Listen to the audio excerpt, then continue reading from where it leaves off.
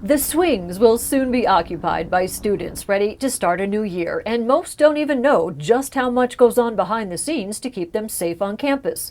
It's a conversation that's constant. Every year, at the end of the year, we get together and we talk about things that we saw throughout the year, any concerns that we had, and things that we can do different. Christina Stevens is the principal at Jeanette Rankin Elementary in Missoula, serving pre-K through 5th graders.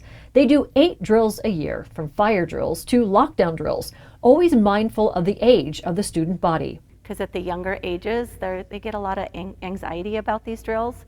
So we spoon feed at the beginning, we tell them when it's going to happen. I talk a lot about what's going on behind the scenes for the kids.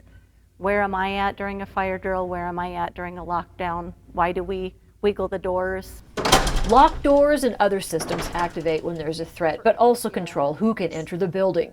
Communication systems are also paramount, especially when there are annual staff changes. We know in most emergencies, communication tends to be one of the most important things.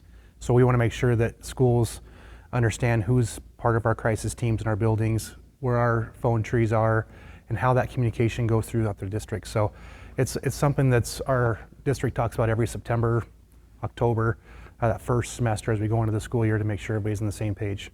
There are other technologies available to help communication, new apps, for example, that the school district is exploring.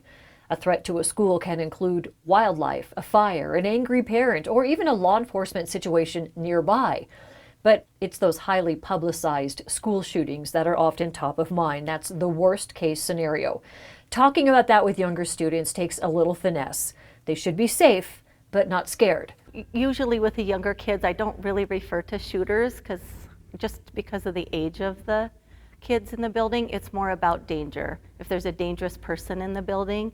Checking doors are tightly shut and functional. Double checking all emergency lights, and making sure students know visually the difference between a fire drill and a lockdown. It is a constant process. I can tell you that no matter what, I've done this for 30 years, and every time I do a drill, it's a nerve. I know it's going to be hard on some student. I know that some parents worried at home. They're hard.